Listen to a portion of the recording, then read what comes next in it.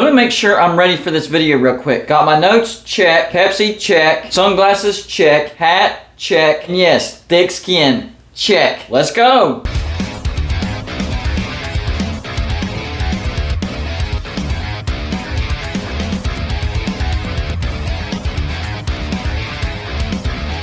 Welcome to Golden Bluted, everybody. If you are a college football fan, please go ahead and hit that like and subscribe button because that's all we do here. Videos every single day. And when you get a chance, go check out our Patreon page. We have a lot of great perks over there. We call our Patreons the shot callers because they call the shots around here. Remember, $5 and up Patreons will get to decide the game that we're going to live stream in the regular season, and you'll get to watch with me, Golden Bluted. And our score prediction contest will be coming back. Every week I'll pick out a game, and my Patreons will pick the score, and whoever comes close to the score wins $20. And you can win as many times as you want. On this video, I want to talk about 6 teams that could be a surprise as far as possibly having a 10-win season. I like what they did in the offseason. Their schedule isn't too brutal. The other members of their respective conferences look to be on the downswing. So I think these 6 teams have the potential of having a 10-win season. That's not my official prediction just yet, but these teams are definitely capable of having 10-win seasons. And they're probably teams that you wouldn't expect. But let's face it, it happens every year. Teams that you aren't expecting to be good end up having a 10-win season. So here's my list for 2022 of the 6 teams that could surprise some people and have a 10-win season. The first team is Miami, the Hurricanes. I think Miami went out and got them one heck of a coaching staff. Their defense is going to be one of the best defenses in the nation. They got the defensive backs coach that traveled from Arizona to West Virginia to Georgia to now Miami, and every time he switched teams, the teams that he went to, immediately their defense almost elite overnight.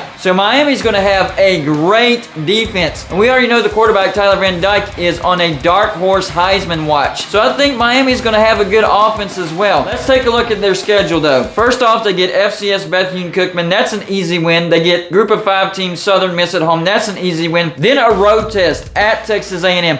I do think Miami loses this game, but Miami's good enough to where they could go on the road and beat Texas A&M. After that, they get Middle Tennessee, a Group of 5 team at home. That's an easy win. Then their bye week. Then they get a pivotal game. North Carolina at home. And I think North Carolina is going to be better this year, but this is at home, and I think Miami is even better. I think that's a win. Then on the road to Virginia Tech. Virginia Tech's going to be having a bad year this year, so I think Miami's going to have a win on that. Duke at home. That's an easy win. At Virginia, that will be a test because I expect Virginia to be better, but I expect Miami to win that game. Then you get Florida State at home. That should be an easy win, a revenge game from last year. Then you go on the road to Georgia Tech. Could be tricky, but I expect the Canes to win that. Then on the road to Clemson, I think that's where you pick up your second loss, but then you finally end the season with Pitt at home, and I think that's a win as well. So Miami could be headed to the ACC Championship. So when you're looking at a schedule, the big thing that you look at are their road games. Here are Miami's road games: Texas A&M, Virginia Tech, Virginia, Georgia Tech, and Clemson. When I look at their road games, I only see 2 really tough road games, and that's Texas A&M and Clemson. And those are the 2 losses that I have Miami picking up. The rest, I think they have no problem. Look for the Canes to contend for 10 wins and contend for the ACC Championship. The next team, now this is going to come off as a homer pick, but looking at what they gained in the offseason and looking at their schedule and what the teams on their schedule lost, I think West Virginia has a chance of being a 10-win season. The biggest thing that people are not talking about for West Virginia is we will finally have an offense because we went out and got Graham Harrell. Not just an offensive coordinator, but a pretty stinking good offensive coordinator. He immediately attracted JT Daniels. This offense is going to look nothing like it did before. And for Graham Harrell, every time he's went to a new team, that team has jumped in average points per game, 8 to 10 points per game. So West Virginia could go from scoring 25 points per game to scoring around 33 to 35 points per game. You apply that to last year's schedule, and West Virginia would have went 11-1. So yes, West Virginia has the potential of having a 10-win season. Here's a look at their schedule. They start off the season with the backyard brawl on the road to Pitt, but Pitt lost Kenny Pickett and Jordan Addison. 2 massive losses for Pitt. I think West Virginia not only beats Pitt, but I think they win by double digits just because of what they gained and what Pitt lost. After that, they get Kansas at home. Kansas could be a dangerous team, but this is in Morgantown. That's an easy win. Then you get FCS Townsend at home. That's an easy win. On the road to a bad Virginia Tech team. This is a rivalry, so it's going to be close,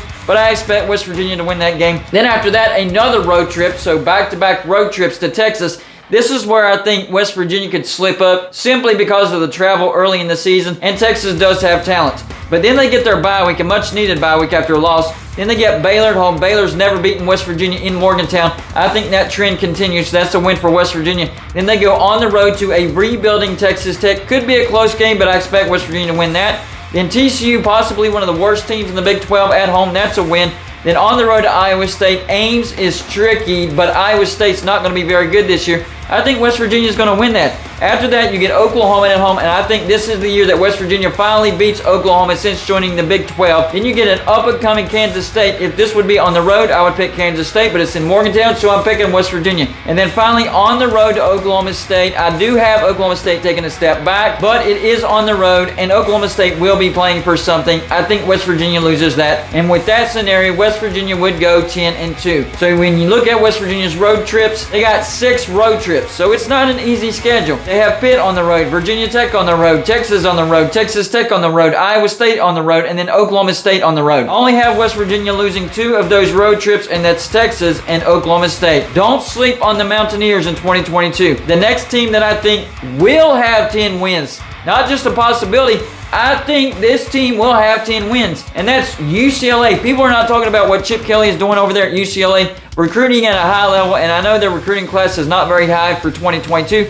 but that's just because of how small it is. If you look at the quality, they have some 5 stars. Yes, UCLA pulled some 5 stars. Here's a look at their schedule. They get Bowling Green at home, a Group of 5 team. That's an easy win.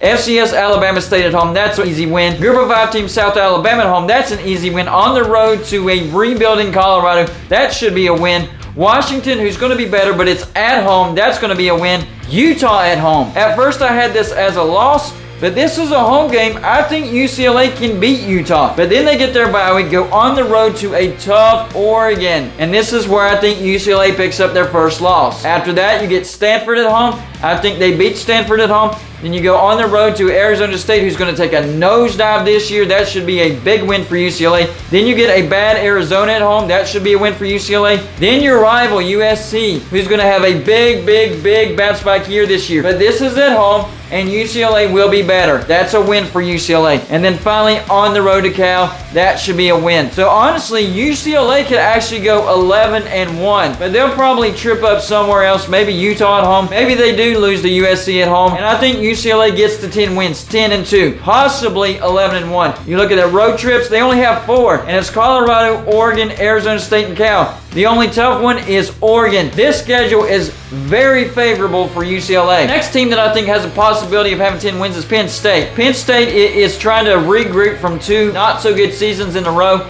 I still have faith in James Franklin, and this could be the year where they have a nice bounce-back year. But it starts with Game 1 at Purdue. They have to win that game if they want to get to 10 wins. So for the sake of argument, I'm going to say they beat Purdue on the road.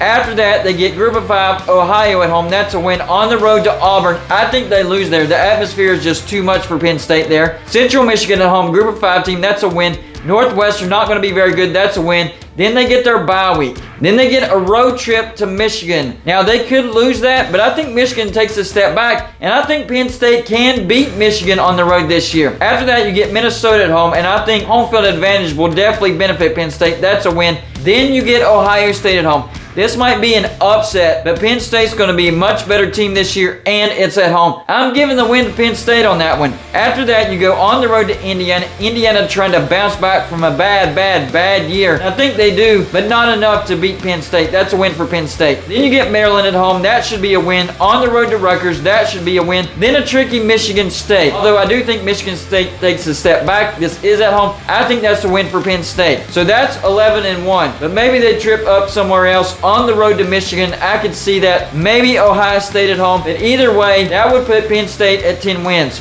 You look at their 5 road games, not going to lie, a little bit tough. You get Purdue on the road. That's a must-win game if you want to get to 10 wins. Then you get Auburn on the road. I think that's a loss. Michigan on the road. That could be a loss. And then Indiana and Rutgers. Shouldn't be all that difficult. Penn State has a chance. Staying in the Big Ten, the next team I think has a chance for 10 wins is Nebraska. Yes. You look at last year, they went 3-9. All but one loss was by 1 possession. The only one that wasn't was Ohio State by 9 points. I do think they take that step forward this year because they have Casey Thompson, that quarterback, the transfer. He's a pretty good quarterback. First, they get Northwestern in Ireland. I do think that's a win. They get FCS North Dakota at home. I think that's a win. They get Group of 5 team Georgia Southern at home. That's a win. They get rival Oklahoma at home, and I think that's a big win for Nebraska. Then they get their bye week, Indiana at home. That's a win. On the road to Rutgers, that's a win. Tricky road trip to Purdue. Could slip up there and lose that game. Then they get their second bye week. Then they get Illinois at home. That's a win. Minnesota at home. That's a win.